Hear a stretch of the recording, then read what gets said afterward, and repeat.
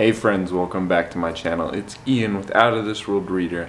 And I don't know if you can see this or not, but I've got my Black Panther t-shirt in honor of this great book that I got to. One of my most anticipated YA fantasy releases of this year. And I had to do a book chat on it. And that is, if I can find it over here, The Gilded Ones by Namina Forna.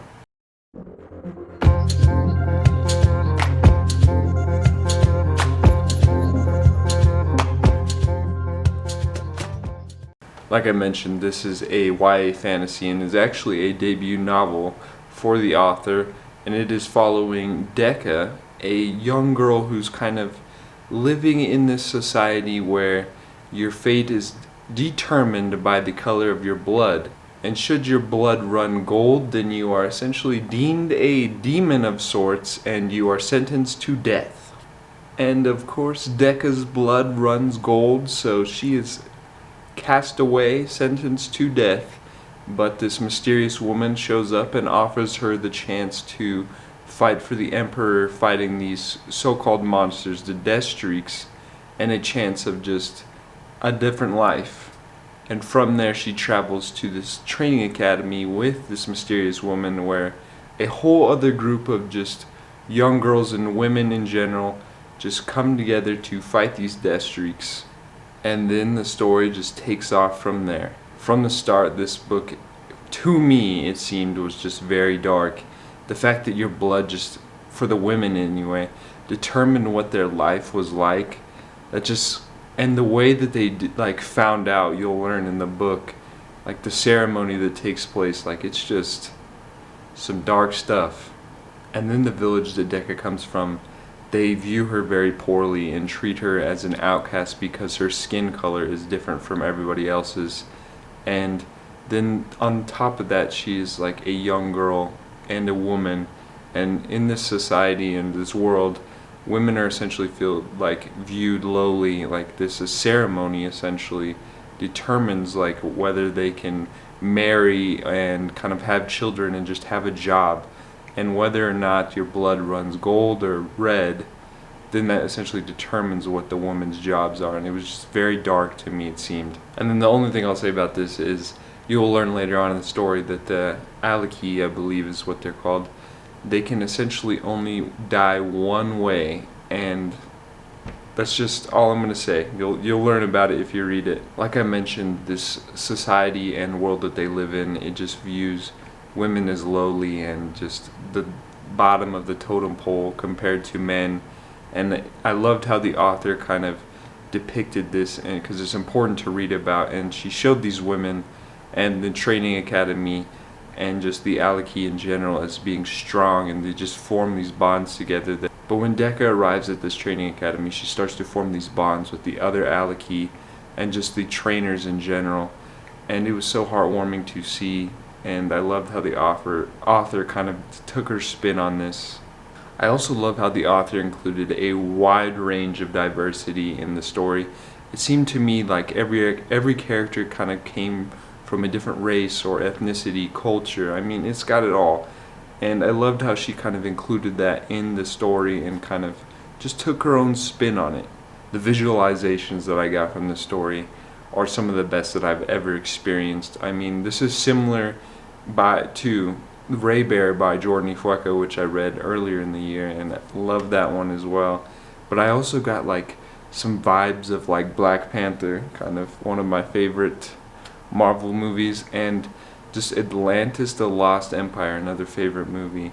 But they all kind of combined, and I was just able to visualize this just kind of West African kind of jungle theme, and it was just so mind-blowing to me, and I just had like so much of a good time with it. The animals and creatures and monsters that you'll meet across the story are just so unique, and there was something different. Like we had like giant mammoths and like lizards with wings, and I don't know, like instead of like centaurs, you'll learn they have like these falcon feet. Like it was just so different and unique.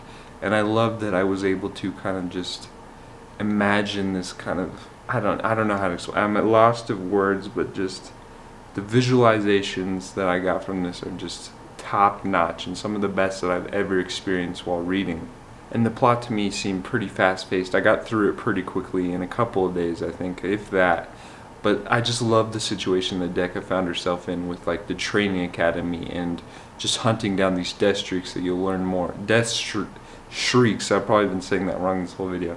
But you'll learn more about that, and it seemed so fast paced, but like one thing I'll say though is like it seemed at times during the training academy and they're kind of learning the ways about each other, it seemed to kind of slow down a little bit, and that kind of led me to my final rating. But overall, like, just the plot was so intriguing to me. Like, I don't know how to explain it. Just please check it out. Like, it's really good.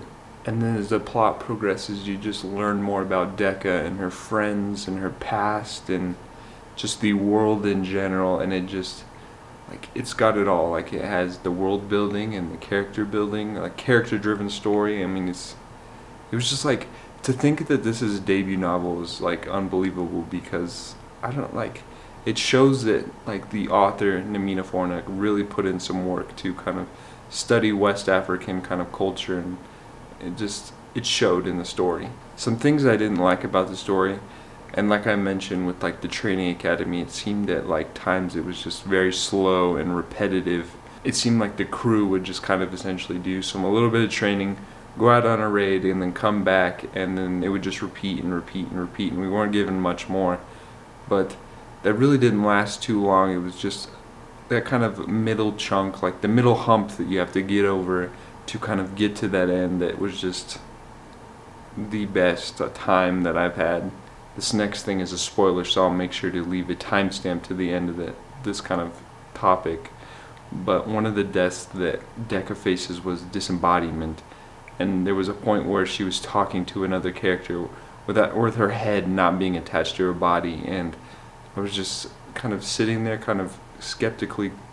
It wasn't that bad, like it was just kind of different, and I didn't feel like I didn't vibe with it very well. Other than that, that's all I had to critique it on. It was just overall a good time.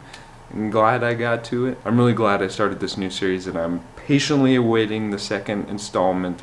I'm interested to see where it goes, especially after the ending. It's kind of left it open for a lot of different things, and I'm interested to see where this author takes it with that.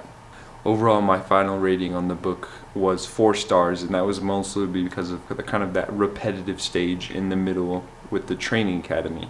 But the fact that this is a debut novel is kind of unbelievable to me, because it didn't show to me. It felt like this author has wrote so many other books in the past. But that's all I got to say about this book. Absolutely stunning. I hope you check it out. I feel like this would be a perfect book for like spring or summer because of just like those jungle vibes, and I felt like it was just a warmer environment. So go check it out soon. But I'll make sure to leave some links to some other videos that I recommend you check out. Don't forget to head over to my social media, where I'll be posting some bookish content that you won't find on here. And as Ellie always says, adventure is out there.